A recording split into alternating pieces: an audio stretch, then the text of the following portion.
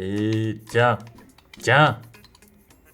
Comment ça, j'ai déjà plus de batterie? Salut la team, c'est Pierre de Phone Android. J'espère que vous allez bien. On se retrouve pour une nouvelle vidéo dans laquelle on va parler gaming avec un grand G. On va parler PC Master Race avec un produit qui sort des sentiers battus. Aujourd'hui, on teste la ROG Ally, la nouvelle console signée Asus. Ouais, ça se prononce ROG Ally. Ce n'est pas tous les jours qu'on reçoit une console et encore moins une console d'un constructeur qui se lance sur le marché. C'est la première tentative d'Asus sur ce segment et on a hâte de voir comment il se débrouille. Assez de suspense, voilà la bête. Vous l'avez deviné, c'est une console portable, une machine qui a été pensée pour jouer à tous vos jeux PC préférés et ce en nomade. On reprend depuis le début. La ROG Ally, c'est quoi? Remontons en 2021. Valve sort le Steam Deck. Regardez, on l'a là. C'est une console portable au faux air de Switch qui cache un vrai PC. Elle est capable de faire tourner presque tous les jeux de Steam dans de bonnes conditions. Depuis sa sortie, c'est un vrai succès. Mais la Steam Deck, elle traîne quelques défauts. On lui reproche sa taille mastoc, son écran 720p de mauvaise qualité et son processeur qui tire quand même un peu, avouons-le. C'est là qu'entre en scène Asus avec la ROG Ally. La console s'appuie sur le même principe, c'est-à-dire jouer à ses jeux PC partout, mais offre une fiche technique bien meilleure.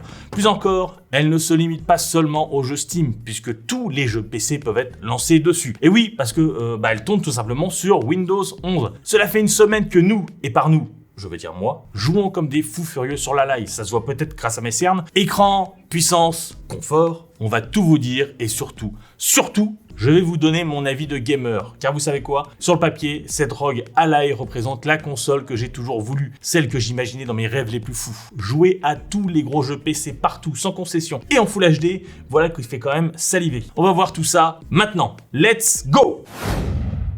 La ROG Ally reprend le format de la Switch, vous savez, celui-là. Enfin, je dis Switch, mais ce format il existe depuis bien plus longtemps, la Game Gear TMTC. On a donc cet écran entouré, vous voyez, par des boutons, c'est assez classique, c'est efficace. La console mise sur sa grosse fiche technique pour convaincre. Déjà, on a un bel écran IPS LCD de 7 pouces, 1080p et 100 Hz, s'il vous plaît. Ensuite, on a un processeur custom signé AMD, le Ryzen Z1 Extreme. La promesse d'Asus, c'est de nous offrir une machine 2 fois plus puissante que le Steam Deck. 2 fois.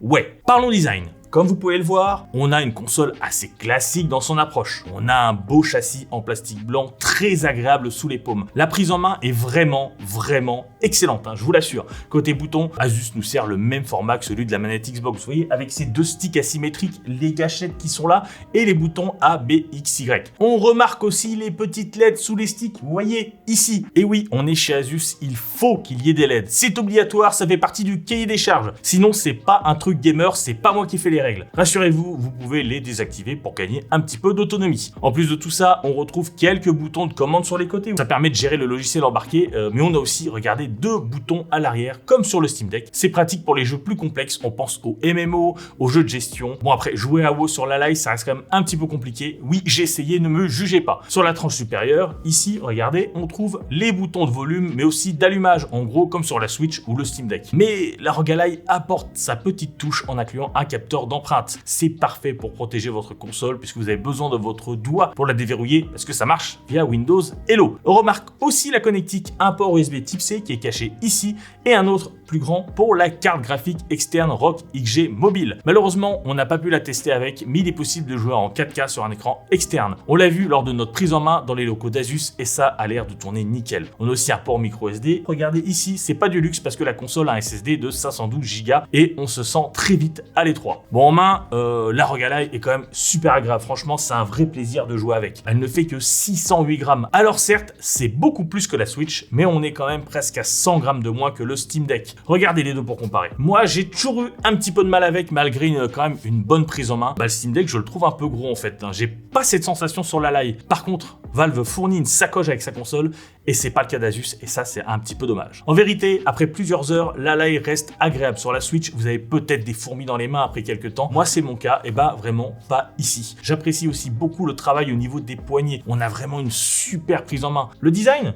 Asus passe l'examen haut la main, c'est une réussite pour le moment. Abordons maintenant le sujet de l'écran.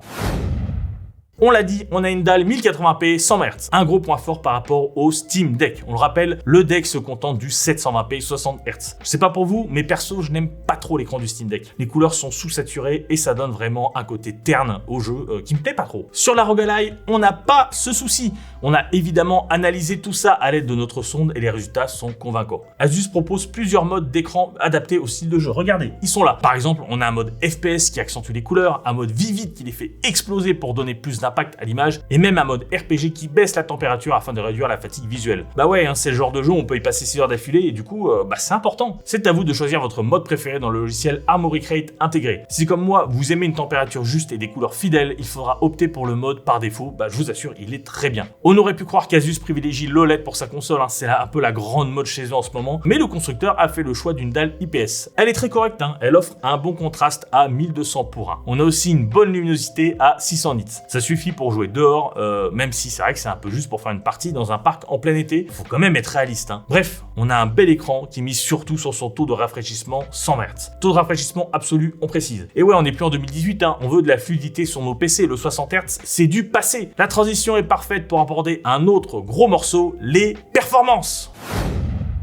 On l'a dit, la ROG Ally embarque un processeur signé AMD. Il s'agit d'un processeur custom nommé le Ryzen Z1 Extreme. Extrême, ça rigole zéro, même dans l'appellation. On est sur une puce gravée en 4 nanomètres basée sur une architecture Zen 4. En plus de ça, on a 16 Go de RAM. Dans les faits, on est sur un truc mouse costaud puisqu'on le répète, on peut s'attendre à des performances doublées par rapport au Steam Deck. Mais attention, il faut savoir que les jeux ne sont pas optimisés comme sur la console de Valve. On n'a pas de mention ROG Ally Certified par exemple. Il faudra faire les réglages soi-même dans les options. C'est ce qu'on a fait sur Cyberpunk qui tourne ici. Il faut pas s'attendre à avoir des perfs de fou furieux, hein. On reste sur un processeur qui est quand même assez modeste. Faire tourner tous vos jeux en ultra avec du ray tracing activé en 120 fps, non, ça on oublie. Mais elle suffit pour avoir une expérience très correcte, même sur les titres les plus gourmands. On a évidemment testé tous nos jeux habituels dessus, avec les graphismes moyens et en 1080p, et on dépasse les 30 images par seconde à chaque fois, sans pour autant exploser les scores. C'est pas mal pour une portable, surtout sur des jeux qui sont quand même relativement gourmands. Alors oui, il y a quand même le cas de Dead Space qu'on a lancé et qui a du mal à dépasser les 25 fps, mais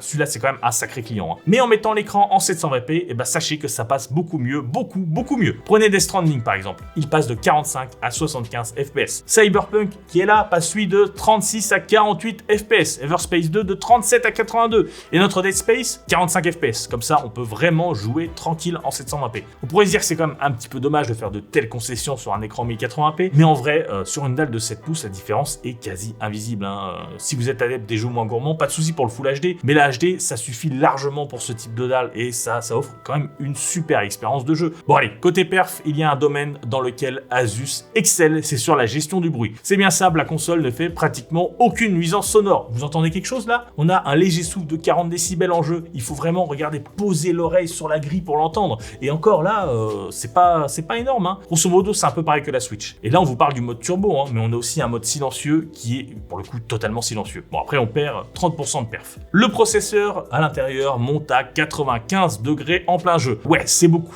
Et pour compenser, l'aération a été très travaillée. L'air est aspiré par l'arrière, vous voyez, par ces grilles-là, et est expulsé par ces grilles sur la partie supérieure, celle-ci. Évidemment, c'est un peu chaud à ce niveau, mais là, au niveau des poignets, quand vous mettez les mains comme ça, on n'a aucun souci, ça ne gêne pas du tout. Et puis tiens, parlons vite fait du son. Les haut-parleurs sont situés ici et offrent un son de qualité. On a une bonne puissance, même si c'est vrai que ça sature un petit peu au volume, mais rien de dramatique, on peut donc jouer tranquille. Bon, les perfs, c'est fait, c'est bien. On n'est évidemment pas au niveau d'un PC gamer pur jus, mais la Ally permet de profiter dans de bonnes conditions de gros jeux en mode portable, et ça c'est cool. Bah oui, regardez, on fait tourner des gros jeux sur une console portable, c'est quand même quelque chose d'assez stylé en vrai.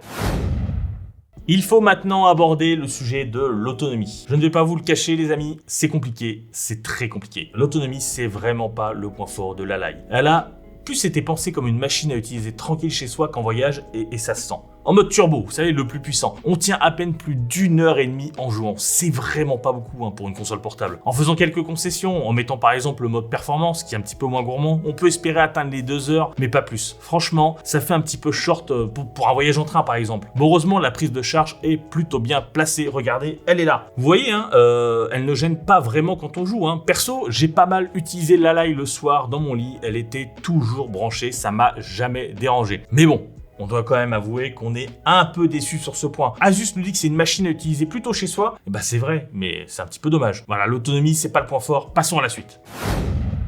Maintenant parlons du logiciel et il y a des choses à dire. On l'a dit, la ROG Ally est un PC avec Windows 11 et tout le tout team. Mais Asus a installé Armoury Crate SE, un lanceur spécial qui s'affiche automatiquement au démarrage. En vrai, il est plutôt bien foutu ce petit logiciel. Il regroupe tous les jeux installés, permet de passer de l'un à l'autre super facilement. Il propose plein de paramètres, vous pouvez régler vos options, les LED. On a même un volet spécial, un menu déroulant comme on en trouve sur Android qui permet d'appliquer les réglages à la volée. On peut limiter les FPS, prendre un screen facilement. Jongler entre le 720p et le 1080p, c'est très pratique. Mais ça reste un lanceur, faut pas s'y tromper. Souvent, on a besoin de revenir sur l'interface Windows 11 pour faire des trucs. Par exemple, pour télécharger un lanceur, genre Epic Games ou GOG Galaxy. Et puis, vous savez, Windows 11 en mode tactile, c'est vraiment pas la panacée. On sent encore que tout ça fait un petit peu, disons, bricolé. Il y a vraiment des efforts de fait pour offrir une interface console propre, mais c'est pas encore tout à fait ça. Une fois que tout est réglé, que vous avez installé vos jeux et tout, il y a moyen de ne plus passer du tout par le bureau et de se contenter uniquement du lanceur, mais l'interface Windows 11 faudra quand même y passer. Une partie logicielle qui est un petit peu pataude, mais au final,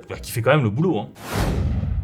Du coup, on en pense quoi de cette ROG Ally? On a beaucoup vu l'aspect technique, mais concrètement, est-ce que c'est une bonne console de jeu? Pour ma part, je dois avouer que le premier contact a quand même été un petit peu rude. J'ai vraiment pas été séduit tout de suite par les perfs, par l'interface, par l'autonomie. Au début, voilà, je me disais, mais qu'est-ce que c'est que ce truc? Mais après quelques jours d'utilisation, je suis finalement tombé sous son charme. En vrai, en usage domestique, la ROG Ally est vraiment un bon produit. Vous avez passé la journée sur un PC et vous n'avez pas envie de vous remettre un bureau pour jouer, allez hop, la ROG Ally dans le lit ou dans le canapé. La télé est prise, la ROG Ally est là. Un petit tour aux toilettes, ROG Ally. Finalement, c'est une machine qui est quand même très agréable à la longue malgré ses défauts. Perso, j'ai passé beaucoup de temps dessus sur Everspace 2 ou encore Death Stranding. C'est des jeux qui s'adaptent parfaitement au gaming chill, non, c'est une console qui est prévue pour ça. Le petit plus par rapport au Steam Deck, c'est aussi le fait de pouvoir profiter de ces jeux non Steam. Si vous avez le Game Pass, c'est une vraie aubaine. Pareil, si vous jouez à des titres d'autres lanceurs, là je parle pour moi, par exemple, j'ai très hâte de jouer à Diablo 4 dessus. C'est vraiment un format qui s'adaptera parfaitement au jeu. Vous-même, dans les commentaires, n'hésitez pas à nous dire quel jeu vous rêvez de lancer sur l'Ally. Et puis tiens, abonnez-vous en passant et lâchez un petit pouce bleu, ça nous fait toujours plaisir. Reste une chose dont on n'a pas parlé, le prix. La ROG Ally est vendue à 799 €. Alors pour ce qui est proposé, si on parle uniquement technique, en vrai c'est assez raisonnable. Mais ça reste quand même très cher pour une console, il faut être réaliste. À ce prix-là, on se demande bien, à part les hardcore gamers, qui va l'acheter? Parce que bon, en face, il y a la Switch. Oui, alors vous allez me dire, on n'est pas sur la même bibliothèque de jeux, mais c'est quand même difficile de ne pas les comparer. On est sur le même marché. Et puis même le Steam Deck, il est certes en dessous techniquement, mais il est moins cher. La ROG Ally n'est pas vraiment la console de rêve qu'on imaginait en fait. Il y a toujours cette histoire d'autonomie qui, moi, perso, me chiffonne. On n'a pas des perfs de fou furieux non plus, et le prix, il est quand même logiquement élevé. Mais Asus rend quand même une bonne copie. Est-ce que c'est validé? Ça dépend de ce que vous cherchez en fait. Si vous voulez une Steam Deck dopée aux hormones avec un meilleur écran, des meilleurs perfs et que vous n'avez pas peur de casser votre tirelire, c'est quand même un bon investissement. Si vous cherchez une machine de voyage pour jouer tout le temps partout, ça l'est quand même un petit peu moins. L'autonomie là est vraiment problématique. En tout cas, nous on a aimé, même si on s'attendait à mieux, même s'il y a des choses à améliorer. Donc validé, mais pas séduit à 100%. Voilà. J'espère que ce test vidéo vous a plu. Vous pouvez retrouver notre test écrit sur le site Phone Android. Il y a toutes les données techniques, les benches, les photos, etc. Tout ce qu'il faut, là où il faut, et le lien est dans la description. Sur ce, écoutez, moi je retourne jouer et je vous dis à très bientôt. Allez, ciao la team!